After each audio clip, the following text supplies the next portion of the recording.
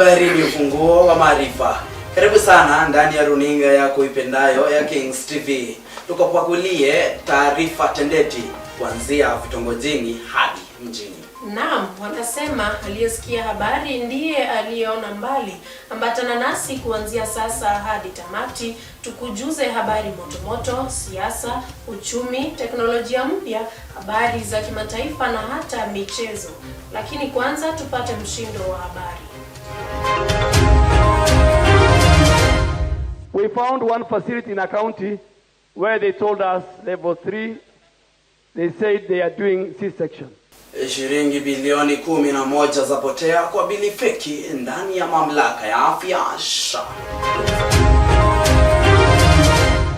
Inspector Generali wa polisi Douglas Kanja aendelea kukabiliwa na shinikizo kubwa la kitaifa. The last election we won by a margin of 200,000. 200,000. This election we must win by a margin of 2 to 3 million. Nikipata ODM nitashinda uchaguzi kwa kura milioni 3, Ruto asema.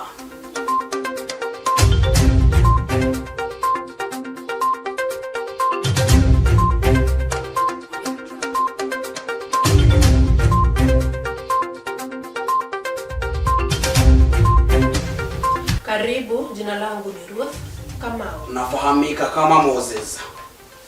Moses Wanjiko. Ripoti zinaonyesha kuwa zaidi ya shilingi bilioni 11 zimetoweka kupitia bili feki zilizowasilishwa ndani ya mamlaka ya afya. Uchunguzi wa awali umebaini kuwa baadhi ya maafisa walihusika katika kuratibu malipo yasiyo halali. Ufisadi huu unadaiwa kuathiri huduma muhimu za afya, huku wagonjwa wakikosa dawa na vifaa vya msingi. Wadau wa sekta ya afya wanasema tukio hilo linaonyesha udhaifu mkubwa katika mifumo ya usimamizi wa fedha. Kwa sasa mashirika ya ukaguzi na vyombo vya uchunguzi vimeanza kuchunguza sakata hili na tayari baadhi ya maafisa wamehojiwa. Kuna hofu kwamba kiwango cha fedha kilichopotea kinaweza kuwa kikubwa zaidi ya kilichoripotiwa. Kwa undani zaidi tunajiunga na mwandishi wetu Brenda Kinoti ambaye amefuatilia sakata hili na kuzungumza na wananchi pamoja na viongozi wa sekta ya afya. Serikali imebaini kuwa takriban shilingi bilioni 11 zimeporwa kutoka mamlaka ya afya ya jamii SHA kupitia kile kinachodaiwa kuwa bili feki za matibabu. Waziri wa afya Aden Duale analaumu baadhi ya hospitali za kibinafsi kuhusika katika wizi huo. Kwa mujibu wa Waziri Duale, wizi huo ulifanyika ndani ya kipindi cha miezi 6 kupitia madai ya uongo yaliyowasilishwa kwa mfumo wa SHA. Akizungumza kuhusu sakata hiyo, Waziri Duale alisema kuwa baadhi ya hospitali zilidai malipo ya huduma ambazo hazikutolewa kwa wagonjwa. Katika visa vingine, wagonjwa wa nje walirekodiwa kama wagonjwa waliolazwa, hatua iliyowezesha hospitali kudai fedha nyingi zaidi kinyume na uhalisia wa matibabu yaliyotolewa. Shakuwa hospitali binafsi na vituo vya afya vilihusika pakubwa katika kuwasilisha bili zisizo sahihi. Kufuatilia hatua hilo, mamia ya vituo vimefungwa huku vingine vikiwekwa chini ya uchunguzi mkali. Aidha, imebainika kuwa malipo mengi yaliyokuwa yakidaiwa hayakuwa yakilingana na rekodi halisi za wagonjwa waliotibiwa. Do due diligence, forensic audit, clinical review to make sure that the services you have offered is the right one and the Kenyan patient has got it. So wale wanasema hatulipi pesa ni wale ambaye bado tunachunguza the claims that they have lodged with the Social Health Authority. Serikali sasa imechukua hatua, huku Waziri Duale asema uchunguzi unaendelea kwa ushirikiano na taasisi za uchunguzi kama EACC, DCI pamoja na bunge. Ameongeza kuwa mfumo wa SHA unaimarishwa kupitia ukaguzi wa kidijitali ili kuhakikisha madai yote ya matibabu yanadhibitishwa kabla ya malipo kufanywa. Shilling lost between October when SHA kicked off to April when I took over, the system did audit. And we found facilities were stealing because they were used to stealing from NHIF. Bunge pia imeonya kuwa endapo mianya iliyopo katika mfumo wa SHA haitazibwa kwa haraka, mabilioni zaidi ya walipa kodi ziko hatarini. Kamati ya afya ya bunge inaendelea kuchunguza dosari za mfumo huo na kutoa mapendekezo ya kuhakikisha uwazi na uwajibikaji umeimarishwa. Serikali yasema kuwa haitalipa bili feki na wahusika watawajibishwa. Lakini je, hatua hizi zitatosha kulinda fedha za umma ndani ya SHA? Nikiripotia Runinga Kings, jina langu ni Brenda Kenoti. Asanti sana Brenda Kenoti kwa taarifa hiyo. Tukienda kwingine ni kuwa waziri wa kilimo Peter Kagwe ametishia kuagiza Waziri wa kilimo Peter Kagwe ametishia kuagiza mahindi kutoka ng'ambo iwapo wakulima wa humu nchini hawatashughulikia changamoto za uzalishaji na upungufu wa nafaka. Kagwe amesema kuwa serikali haitaacha wananchi wakikabiliwa na uhaba wa chakula, na iwapo mavuno ya ndani hayatatosha, hatua ya kuagiza mahindi kutoka mataifa ya nje itachukuliwa mara moja. Waziri wa kilimo Mutahi Kagwe ameonya kuwa serikali itaanza kuagiza mahindi yasiyolipiwa ushuru iwapo wakulima wataendelea kuhodhi mazao yao. Alisema haya mnamo tarehe 27. Bwana Mutahi Kagwe alifichua kwamba serikali imetenga shilingi bilioni 1.7 kununua magunia milioni 1.7 ya mahindi, lakini wakulima wamekataa kuwasilisha mazao yao kwa bodi ya kitaifa ya nafaka na mazao NCPB. Immediate right now, we would like to collect about 1.7 million bags. But right now we have only collected 186,000 bags. But we are looking for 1.7 million bags. What does that mean? It means that somebody somewhere is keeping maize, anagojea asikie drought imeenda baya zaidi ndio pengine bei iende hapo juu kidogo.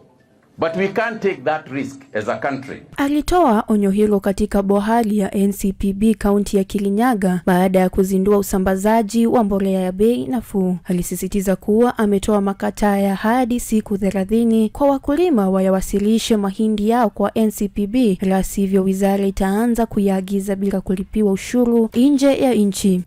From the strategic reserves we have, the NCPB is holding strategic reserves of maize. We are going to release some of the strategic reserves of maize to the millers so that the price can stabilize. Secondly, we have also appealed to the government of Tanzania. You know, we trade. Maize is freely moved around the East African community. Serikali ya Kenya imekuwa ikinunua kila gunia kwa shilingi 4,000, pesa ambazo baadhi ya wakulima wanaona ni kiwango cha chini, ndiposa wamehodhi mahindi wakisubiri bei ipande. Waziri wa kilimo Bwana Mutahi Kagwe amesisitiza kuwa lengo kuu la kuagiza mahindi katika nchi za nje ni kwa sababu kuna upungufu wa mahindi katika nchi. Nikiripotia Runinga ya Kings, nafahamika kama Wamboi Inyokabi. Changamoto kadhaa zimeibuka ndani ya tume huru ya uchaguzi na mipaka IEBC, zikiwa zimetikisa maandalizi ya uchaguzi ujao wa mwaka 2027. Ripoti zinaonyesha migawanyiko ya ndani na ukosefu wa uwazi katika baadhi ya taratibu. Pius Karioki ana uketo wa taarifa hii.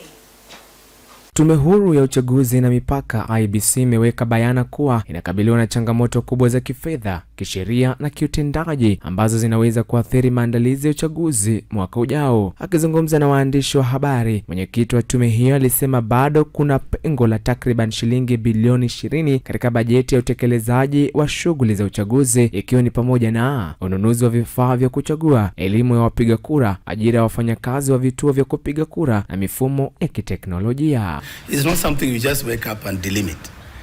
It is a complex process. It requires a lot of GIS mapping. It requires a lot of, boundaries are very emotive.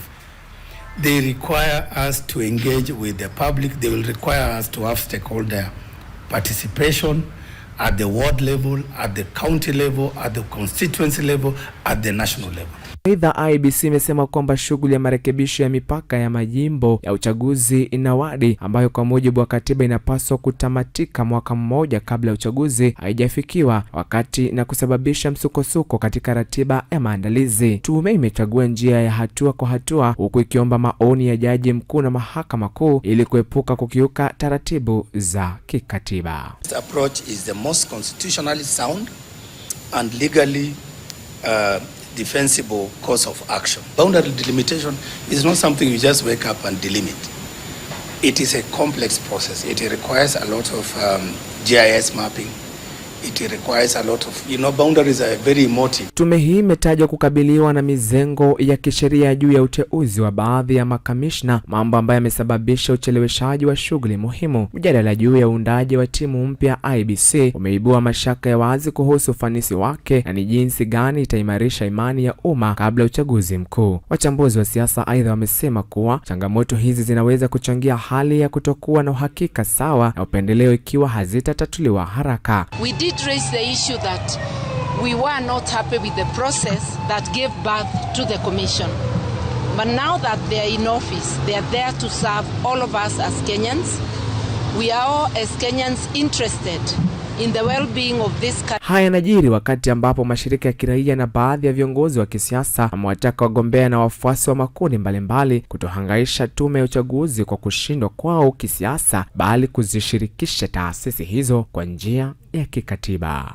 Huku tume huru ya uchaguzi na mipaka IEBC kikumbwa na changamoto kuelekea uchaguzi mwaka 2027, wananchi na wadau wanataka uwajibikaji na uwazi ili kujenga imani kwa tume.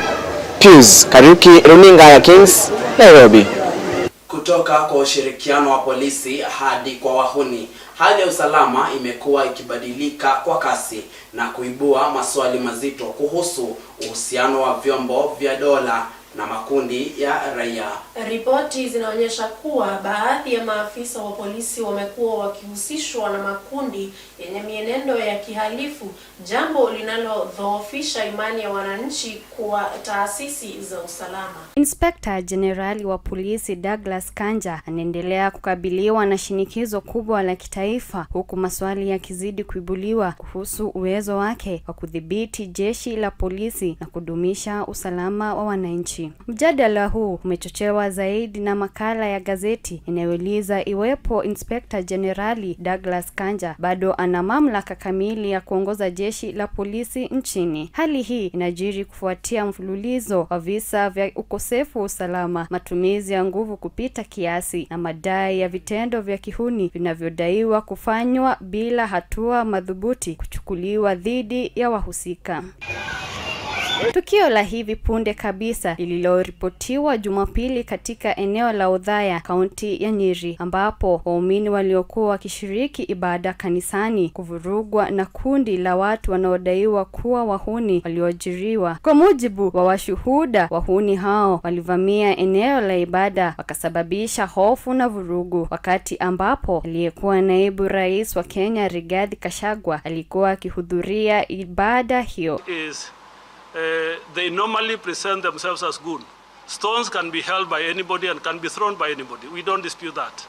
But who threw tear gas in an active worship in the church must be part of our security agencies. Wanasiasa na wachambuzi wa masuala ya usalama wanasema tukio la Othaya ni ishara ya hatari ya kuporomoka kwa heshima ya sheria, huku wananchi wameeleza wasiwasi wao wakisema kuwa iwapo nyumba za ibada zinaweza kuvurugwa bila hatua kuchukuliwa, basi usalama wa raia wa kawaida uko hatarini. Hadi sasa ofisi ya Inspector General wa polisi haijatoa tamko rasmi kueleza iwapo wahuni waliodaiwa kuajiliwa Othaya wamekamatwa na hatua zipi zinachukuliwa kuwawajibisha waliohusika.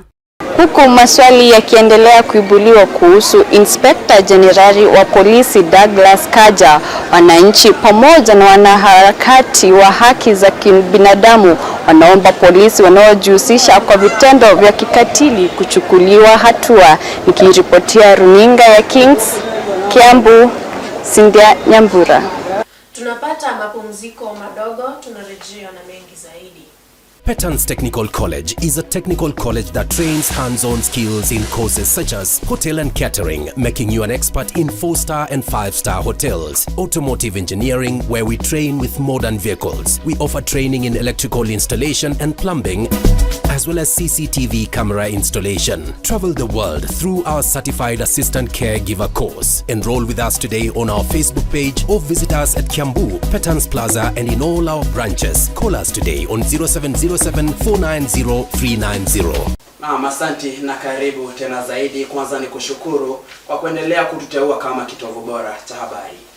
Hofu imetanda katika eneo la Uthaya, kaunti ya Nyeri, baada ya aliyekuwa naibu wa rais Rigathi Gachagua kuvamiwa kanisani wakati wa ibada ya Jumapili. Tukio hilo lilitokea katika kanisa la ACK Witima, limeibua maswali kuhusu usalama wa viongozi wa kisiasa na uhuru wa kuabudu, huku waumini wakilazimika kukimbia baada ya gesi ya machozi kurushwa ndani ya kanisa. Bernard Nzuki anaeleza. Jumapili asubuhi tarehe 25, aliyekuwa naibu rais Rigathi Gachagua alinusurika katika mashambuliano ya ACK Uthaya, kaunti ya Nyeri, baada ya kundi la watu wasiojulikana kuvuruga ibada, hali iliyosababisha taharuki miongoni mwa waumini na kulazimu maafisa wa usalama kuingilia kati. Hata hivyo, Gachagua alimshutumu Rais William Ruto kwa kumlenga kwa lengo la kusababisha mauaji. Alidai kwamba magari yake pia yalichomwa moto na kuwaomba Wakenya waombee usalama wao. Huku video iliyopigwa ndani ya kanisa iliwakamata waumini wengi wakiwa na wasiwasi, huku wengine wakijificha kutokana na moshi. Sauti za risasi pia zilisikika nje ya jengo, hali ambayo ilivuruga ibada iliyojaa watu, waumini wakikimbilia usalama wao. You cannot even deny a witch doctor from coming to church. Even though you deny a politician. You cannot even deny a Mandela from coming to church. Anybody try to say and deny this person from coming to church, deny this other person, it is unfortunate. Hii si mara ya kwanza Gachagua kushambuliwa, kwani tangu kubanduliwa mamlakani kama naibu rais amepokea mashambulizi mara kwa mara, hasa anapohudhuria ibada za kanisa. Mojawapo alipokuwa akihudhuria ibada Kariobangi Kaskazini, ambapo alienda kwa ajili ya shukrani ya ushindi katika uchaguzi mdogo wa Novemba 27. Ilishuhudiwa Aprili mwaka jana, wauni wenye silaha walivuruga ibada ya kanisa la PCEA Mwiki Kasarani. Ingawaje baada ya kila shambulizi Rigathi umnyoshea rais kidole cha lawama. Naibu kiongozi wa DCP Cleophas Malala alidai kwamba miongoni mwa wagombea wote ndani ya kundi hilo, Gachagua ndiye mwenye nguvu yake muhimu baada ya ushindi wa mwaka 2027, ni pamoja na kuondolewa kwa SHA na mradi wa nyumba za bei nafuu. Tukio hili la kuvurugwa kwa ibada ya kanisa pale tu Rigathi Gachagua anapohudhuria limeibua maswali tete kuhusiana na usalama na uhuru wa ibada. Nikiripotia runinga ya Kings, jina langu Ben Nzuki. Asante sana Bernard Nzuki. Kwingineko ni kuwa viongozi wa kidini na wa kisiasa wameitaka serikali kuchukua hatua za haraka kuhakikisha maeneo ya ibada yanakuwa salama dhidi ya mashambulizi ya kanisa. Tazama.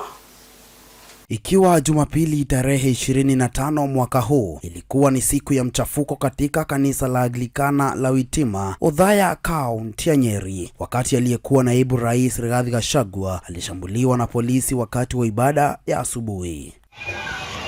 Gachagua, ambaye sasa ni kiongozi wa chama cha DCP, alidai kuwa shambulizi hilo lilifadhiliwa na serikali, akimtuhumu Rais William Ruto kwa kumlenga. These officers attached to Betty Minor are the ones that attacked us in Kagio, They attacked us in Narok, they attacked Senator Nyoto in Murang'a, and they have attacked us today. The vehicle's number are here, Kipchumba Murkomen. These police officers' images are circulating on social media. So what are you telling us? You have asked the IG to investigate. You cannot investigate yourself. This is a government attack, well known to Kipchumba Murkomen. Stop pretending that you are shocked that a church can be attacked. Mashahidi waliripoti kuwa maafisa wa polisi waliovaa kiraia pamoja na wahuni waliolipwa walirusha mabomu ya gesi ya kutoa machozi ndani ya kanisa na kufyatua risasi hewani na kusababisha hofu na mchafuko miongoni mwa waumini. Rigathi Gachagua ameshambuliwa mara kadhaa kwenye makanisa tofauti nchini Kenya, hasa baada ya kuondolewa madarakani kama naibu rais. Over 15 police officers, rogue police officers, under the command of 2 bodyguards belonging to that guard Betty Maina, the women rep from Murang'a. These people came with a police vehicle, GK vehicle, GKB 765X, and another one from Murang'a police station. Wakenya wengi wanaamini kuwa mashambulizi haya yanahusiana na siasa zake za upinzani dhidi ya Rais William Ruto ambaye Gachagua anamtuhumu kwa kumlenga. Kiongozi wa upinzani Kalonzo Musyoka alilaani shambulizi hilo la Jumapili akisema ni uvunjaji wa sheria na katiba. Viongozi wengine ikiwemo Justin Muturi pia walikemea shambulizi hilo na kudai hatua zichukuliwe dhidi ya wale waliowajibika. Sasa hivi swali kuu limesalia kuwa, je, tutawacha vurugu na vitisho viweze kusimamisha sauti zetu, au tutasimama kwa pamoja, amani na demokrasia, ili serikali tusikize? Nikiripotia runinga ya Kings, jina langu nafahamika kama Moses Wanjiko. Rais William Ruto amesema wazi kuwa iwapo watapata uungwaji mkono wa chama cha ODM, ana uhakika wa kushinda uchaguzi kwa kura milioni 3. Kauli hiyo imeibua mjadala mkubwa katika ulingo wa siasa, huku wadadisi wakisema ushirikiano wa vyama vikuu unaweza kubadilisha mwelekeo wa kisiasa nchini. Frida Kahiga ana mengi zaidi. Rais William Ruto sasa anasema kuna mpango unaoendelea kuunganishwa kati ya Orange Democratic Movement ODM na United Democratic Alliance UDA, ambao utamshindia zaidi ya kura milioni 3 dhidi ya upinzani ili kujaza pengo la kura 200,000 alizomshindia hayati Raila Odinga mnamo mwaka 2022. Harambee! Aliyatoa matamshi haya baada ya kuongoza mkutano wa baraza kuu NGC la UDA Nairobi mnamo Jumatatu tarehe 26. Mkutano huo ulijumuisha viongozi wote waliochaguliwa kuidhinisha mazungumzo ya muungano na ODM. Pia ulihudhuriwa na baadhi ya wabunge waliokuwa wameonyesha uasi, ila katika siku za hivi majuzi wakaanza kurejea. Working, don't fix it. Sindio? So what we have agreed with the leadership of ODM, that let us explore the option and the opportunity of having a coalition going into the next election. Miongoni mwao ni mbunge wa Githunguri Gathoni wa Mushomba na George Koibori wa Juja. Katika kinyang'anyiro cha mwaka 2022, Rais Ruto alizoa kura milioni 7.8 dhidi ya mwenda zake Raila Odinga aliyepata kura milioni 6.9. Kabla ya kifo chake Oktoba tarehe 15 mwaka 2025, Bwana Odinga aliingia kwenye mwafaka wa serikali ya muungano na UDA ya Rais Ruto. ODM kupitia kamati yake kuu vilevile imetwika wajibu kinara wa chama hicho Daktari Oburu Oginga kuendeleza mazungumzo hayo. Katika uchaguzi wa mwaka 2022, kaunti 10 za Mlima Kenya na 7 kutoka kaskazini mwa bonde la Ufa kwa pamoja zilimpa Rais Ruto kura milioni 4.5. Kaunti hizi zikiwa Laikipia, Tharaka Nithi, Murang'a, Kiambu, Nyeri, Kirinyaga, Nyandarua, Embu, Meru na Nakuru. Hata hivyo, eneo la Mlima Kenya linaonekana kusonga mbali na utawala wa Kenya Kwanza kufuatia kufurushwa kwa aliyekuwa naibu rais Rigathi Gachagua. Rais William Ruto ana matumaini kuwa ataweza kuwania kiti cha urais mwaka wa 2027 kwa kura milioni 2 hadi milioni 3. Nikiripotia runinga ya Kings, Frida Kahiga. Spika wa bunge la kitaifa Moses Wetangula ameshtumu vikali madai ya ulaji rushwa miongoni mwa baadhi ya wabunge, akisema hali hiyo imeshusha hadhi ya bunge na kuathiri imani ya wananchi. Wetangula amesema kuwa ripoti za wabunge kupokea hongo ili kupitisha miswada au kufanya maamuzi fulani ni kinyume na maadili ya uongozi na ni lazima hatua kali zichukuliwe. Martha Ngugi anatuarifu. Uadilifu wa wabunge wanapotekeleza majukumu yao ya kikatiba katika kamati za bunge umetiliwa shaka tena, huku spika wa bunge la kitaifa Moses Wetangula akiwaonya vikali wabunge dhidi ya matumizi mabaya ya mamlaka yao. Bwana Wetangula amewataka wabunge wazingatie sheria na maadili ya kazi ya bunge, akilaumu kamati kwa kula hongo. Bwana Wetangula alisema kuna dalili zinazoashiria kuzorota uhusiano kati ya wabunge na maafisa wa serikali, kibainisha kuwa baadhi ya wabunge wamegeuza kamati za bunge kuwa majukwaa ya kujinufaisha kibinafsi. Alidai kuwa wapo wabunge wanaodai hongo au kuwatumia mawakala wanaoitwa maafisa wa ustawi ili kushinikiza maafisa wa serikali kutoa pesa kwa matarajio ya ripoti au uamuzi unaopendelea. Yesterday I was chairing a committee on pensions and an actuarial report shows that on the average our attrition rate is 56%. So as we sit here, at least 56% will not see the inside of Parliament next Parliament. And we want to make sure that there must be life and good life after you leave Parliament, so that you can be covered health-wise. And to this end, I want to urge, and I've discussed this with the majority leader, we have had 4 pension amendment bills. We want to encourage you to give it priority for the simple reason. Spika alisema amepokea malalamishi mengi kutoka kwa maafisa wa serikali wanaodai kunyanyasa na hata tishwa wanapofika mbele ya kamati za bunge. Alisema hali hiyo imeharibu taswira ya bunge na kudhoofisha jukumu lake la msingi la usimamizi wa serikali. Akizungumza wakati wa kikao cha bunge la kitaifa kilichofanyika Naivasha, spika alisema masikitiko yake kuwa baadhi ya wabunge wamejikwata majukumu yasiyo rasmi katika kamati zao na kutumia nafsi hiyo kuwatapeli maafisa wa serikali. Alifafanua kuwa kwa maana halisi afisa wa ustawi ni mtu anayeshughulikia masuala ya ustawi wa jamii, lakini katika muktadha wa kamati za bunge baadhi ya watu hutumiwa kama wapatanishi wa kukusanya hongo kwa niaba ya wabunge. The touches on your welfare, if you leave it towards elections, it will become an electoral issue against you. So the sooner you pass it, the better. And I want to encourage Ichung'wa and your team to put it on the front burner. And you get to Parliament and pass it and wait to benefit from the process.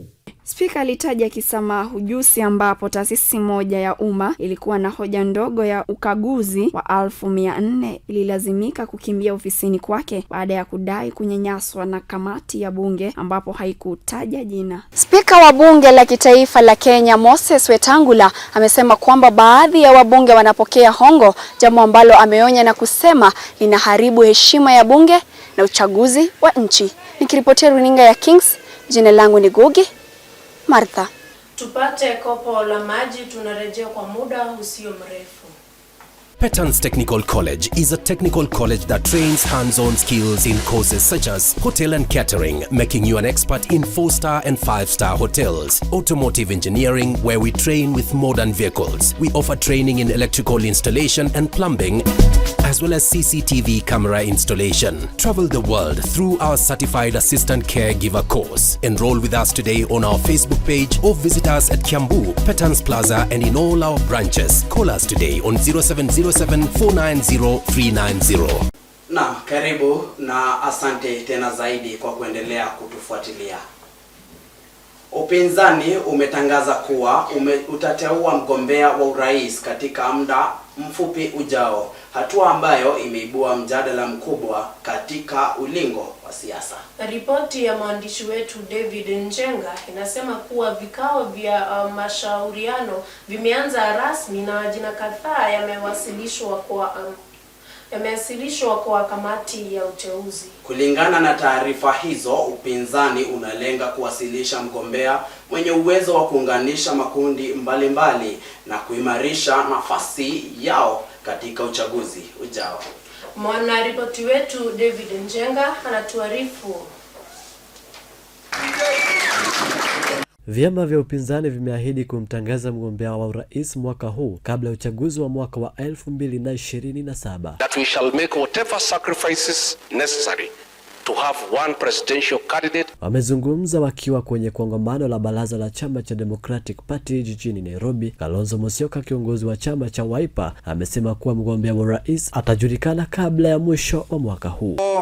For one forum, for all the one-term movement candidates everywhere in the country to get together and agree, because that is how we are now also going to bolster our voter registration numbers. Kalonzo amesema kuwa ili kuangusha chama cha UDA kwenye uchaguzi unaokuja, inawalazimu viongozi wote walio na msemo mmoja wa kumng'atua Rais William Ruto kuungana pamoja ili kunyakua asilimia juu ya kura kila mahali nchini Kenya. Kiongozi wa chama cha People's Liberty Party Martha Karua vilevile amesisitiza kuwa wako imara na sababu kuu ya upinzani ni kuleta uongozi bora nchini. Tuko pamoja as united opposition with one common purpose, kuleta uongozi bora katika nchi yetu. Vilevile Rigathi Gachagua ameapa kuwa kama upinzani watachukua hatua kwa wale waliohusika kwenye mashambulizi yalipokuwa kwa kanisa Jumapili iliyopita eneo la Othaya, kaunti ya Nyeri. Hata hivyo, amehimiza vijana kuchukua kura kwenye nafasi ijao ya uchukuaji kura mnamo tarehe 9 Machi ili kupata uhuru wa kujichagulia kiongozi wanayemtaka.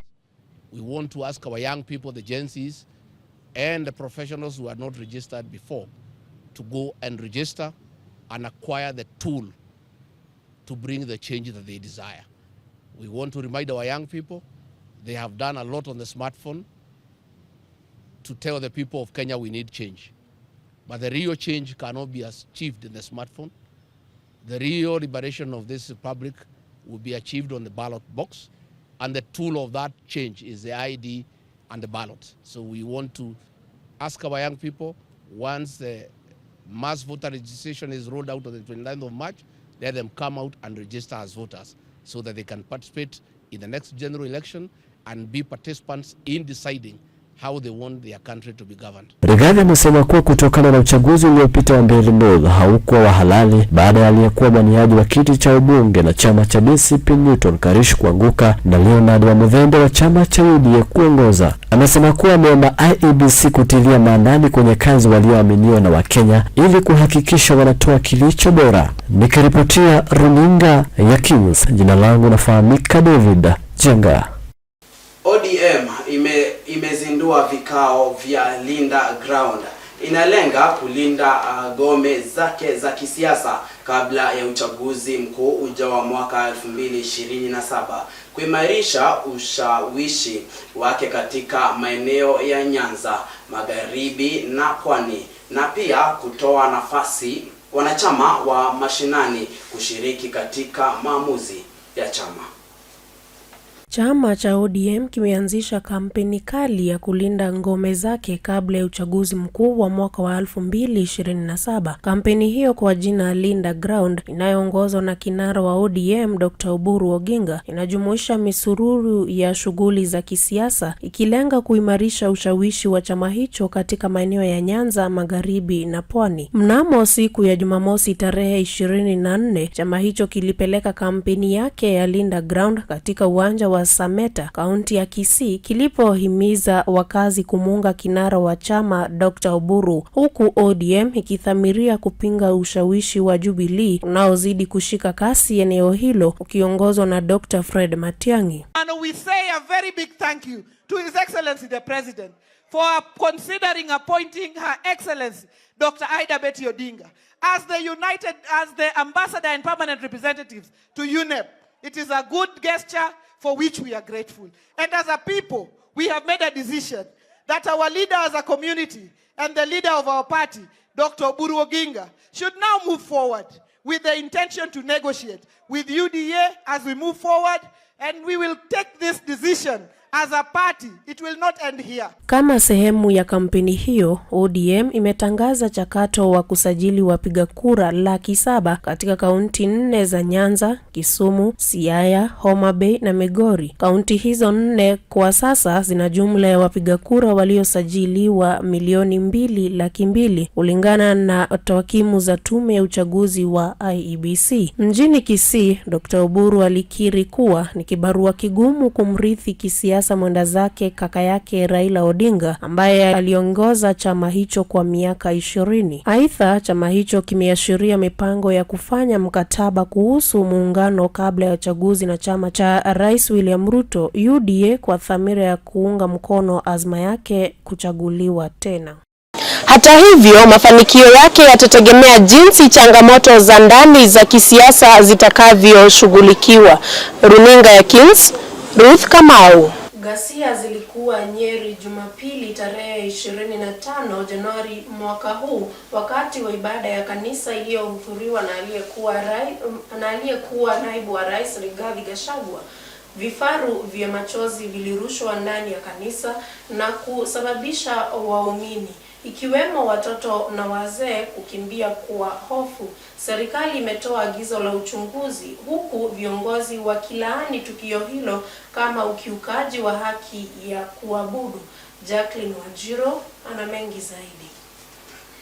Tarehe 25 Jumapili, aliyekuwa waziri wa usalama wa ndani Dr. Fred Matiang'i alitaja kuvurugwa na kushambuliwa kwa makanisa ambazo zilihudhuriwa na viongozi wa upinzani. Changamoto zilikabili sekta ya elimu na ghasia za uchaguzi kama masuala ambayo yanadisha na kusambaratisha nchi. Alizungumzia ghasia ambayo ilishuhudiwa Jumapili katika kanisa moja eneo la Othaya katika kanisa la ACK kwenye ibada iliyokuwa imehudhuriwa na aliyekuwa naibu wa rais Rigathi Gachagua. Kushambuliwa kwa bwana Gachagua ni tukio ambalo lilipangwa Nairobi na baadhi ya maafisa wa usalama na wanasiasa kisha likatekelezwa na kuingiliwa kisiasa. Matiang'i alishangaza kwa nini hakuna mtu ambaye amekamatwa kutokana na ghasia hizo, akidai ushahidi wazi. Alitamka naibu wa rais Kithure Kindiki aingilie kati ili kutuliza jambo hilo la ghasia za kisiasa ambazo zimekuwa zikifanyika eneo hilo. Pia alikanusha kuwa aliyekuwa katibu mkuu wa Jubilee Jeremiah Kioni alishushwa cheo baada ya kuteuliwa naibu wa kiongozi wa chama. Akisema ukweli ni kuwa alipandishwa cheo. Alitangaza kuwa hivi karibuni wataanza mikutano ya mashinani kufungua maafisi eneo mbalimbali kisha waendee kongamano la kitaifa la chama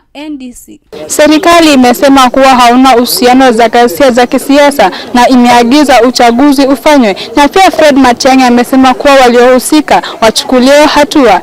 Nikipotea Runinga ya Kings, jina langu ni Queen Wanjiro. Washauri wa Rais William Ruto wamejikuta motoni baada ya madai kwamba walidharau agizo la mahakama na kuendelea na shughuli zao za kiserikali bila kujali. Ripoti zinaeleza kuwa baadhi ya washauri hao walitakiwa kusitisha utekelezaji wa majukumu fulani kufuata kesi iliyoko kortini, lakini wakaendelea kana kwamba hakuna agizo lililotolewa. James Kibuthu anaeleza zaidi.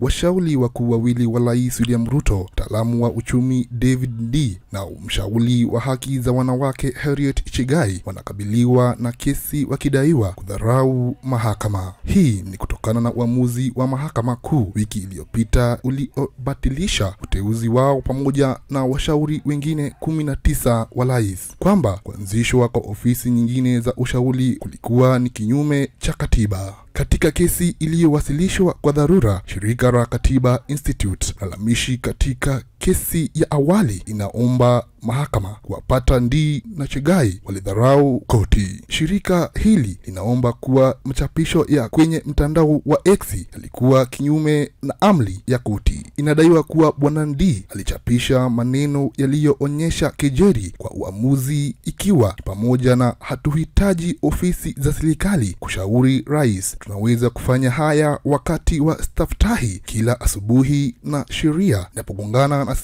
siasa huibuka mshindi. Kila wakati Katiba Institute wanasisitiza kuwa maneno hayo yalionyesha kuwa maamuzi ya mahakama yako chini ya mamlaka ya kisiasa. Chegai analaumiwa kuwa kupakia picha siku moja baada ya uamuzi ikionyesha akihudhuria hafla ya umma. Mlalamishi anasema hili linaonyesha kwamba uamuzi wa mahakama unaweza kupuuzwa, jambo linaloweza kudhoofisha imani ya umma katika mfumo wa sheria. Kulingana na Katiba Institute, washauri wote wawili walifahamu maagizo ya mahakama ambayo yaliyotolewa hadharani. Kuripotiwa sana na kusikilizwa mbele ya mawakili wa serikali kunaweza dhofisha imani ya umma na kuweka mfamo hatari. Huku washauri wa Rais William Ruto wakijipata pabaya kwa madai ya ukiukaji wa sheria, ikiwemo mtaalamu wa uchumi David Ndii na wengine 19.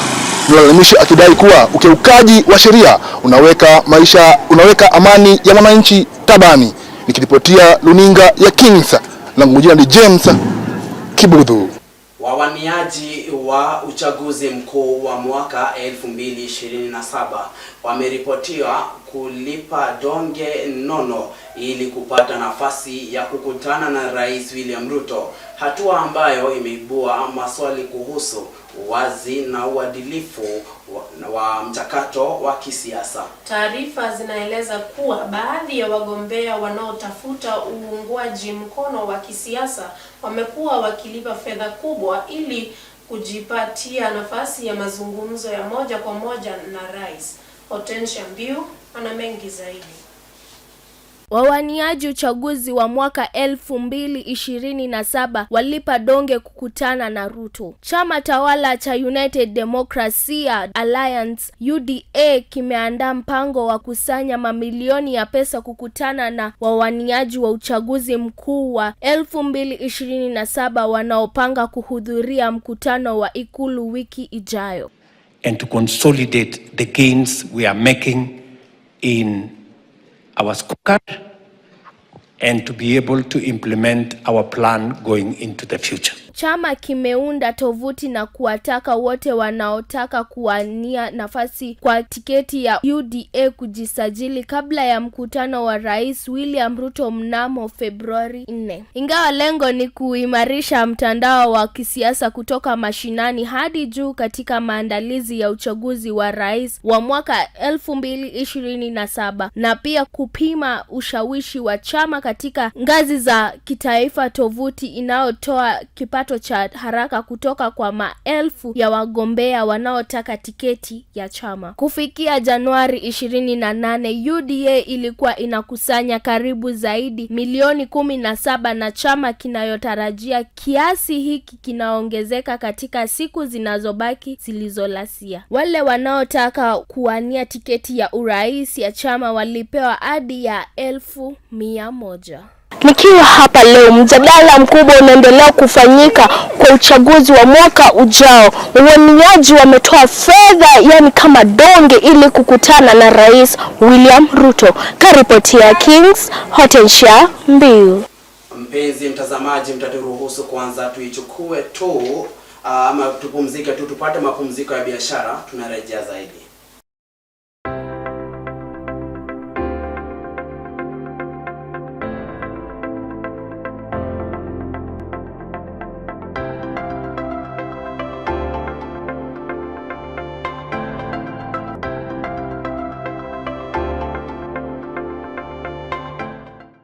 Kenya inaendelea kutazama ukuaji wa hali ya juu ya uchumi licha ya changamoto zinazokumba taifa, ikiwemo gharama ya maisha na shinikizo la kifedha kwa wananchi.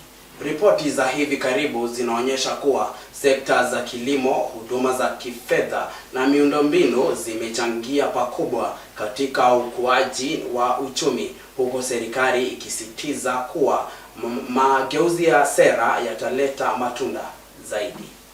Uchumi wa Kenya unatarajiwa kuwa imara licha ya changamoto za kiuchumi duniani. Hii ni kutokana na jinsi Kenya inavyoendelea kuongeza biashara na nchi ambazo zimeendelea, hasa Asia, na pia watu wengi wamezidi kutumia teknolojia za kidijitali kama malipo ya mtandao. Kulingana na taasisi ya utafiti wa kiuchumi chini ya kampuni ya Mastercard inayochambua mwenendo wa uchumi duniani, inaonyesha kuwa mahitaji ya bidhaa ndani ya nchi yanaendelea kuimarika, jambo linalosaidia uchumi kukua. Aidha, hatua ya China kuondoa ushuru wa kuingiza bidhaa kutoka Afrika itasaidia wazalishaji wa Kenya kupata masoko mapya nje ya nchi. Kwa upande mwingine, mfumuko wa bei unatarajiwa kubaki wa wastani kutokana na kupungua kwa gharama za nishati na kudhoofika kwa dola ya Marekani. Hii inaweza kuipa Benki Kuu ya Kenya nafasi ya kupunguza riba, hatua itakayosaidia biashara na ukuaji wa uchumi. Ripoti hiyo inaonyesha pia kuwa teknolojia itawasaidia wafanyabiashara pakubwa kwa kufikia wateja zaidi, kuuza bidhaa na huduma zao mitandaoni na kusimamia biashara zao kwa ufanisi zaidi. Pia itawapa wafanyabiashara fursa ya kushindana na makampuni makubwa, jambo ambalo ni muhimu kwa ukuaji wa uchumi. Kutumia teknolojia kama akili bandia pamoja na kujenga vitu muhimu vya nchi kama barabara, shule na umeme kutasaidia kufanya kazi kwa haraka na kuongeza ukuaji wa uchumi kwa muda mrefu. Runinga ya Kings, jina langu ni Jane Kethi. Karibu kwenye ulingo wa spoti, naye mwanaspoti wetu Felix Mbogo. Karibu kwenye duru za moto ya habari za michezo. Wiki hii imeshuhudiwa mechi za kusisimua, mabao ya kushangaza na mastaa wakitoa burudani ya hali ya juu viwanjani. Moja ya mechi za kusisimua zaidi usiku huo ilishuhudiwa Chelsea ikiibuka na ushindi wa 3-2 dhidi ya Napoli nchini Italia. Napoli walianza kwa kasi, lakini Chelsea walibaki watulivu na kufunga mabao ya ushindi mwishoni. Joao Pedro akijitokeza kama shujaa kwa kufunga mabao mawili muhimu, akisongeza Chelsea kwenye nafasi ya juu ya timu 8 bora. Kwa upande wa Napoli, kipigo hicho kimepunguza sana matumaini yao ya kufuzu. Katika uwanja wa Emirates, Arsenal waliendeleza rekodi yao ya ndoto kwa ushindi wa 3-2.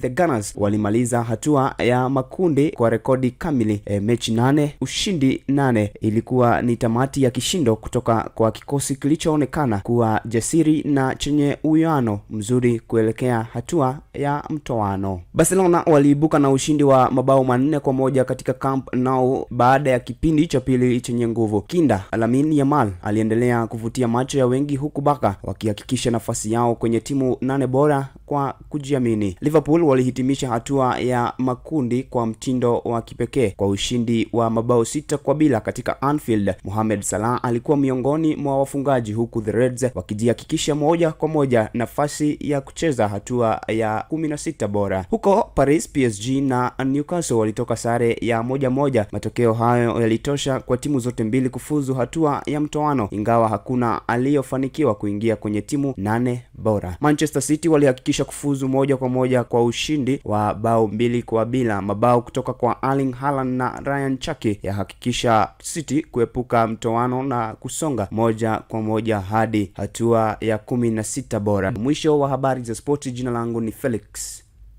Mbogo. Kutoka uwanjani anafahamika kama Felix Mbogo. Ni hayo tu kwa leo. Asante sana watazamaji wetu kwa kuchagua runinga ya Kings TV. Endelea kufuatilia katika mitandao yetu ya kijamii, Facebook ni @Kings TV, YouTube Kings Fraternity, na TikTok ni Kings TV _13 kwa vipindi bomba. Jina langu nafahamika kama Moses Wanjiko. Nami nafahamika kama Ruth Kamau. Alamsiki.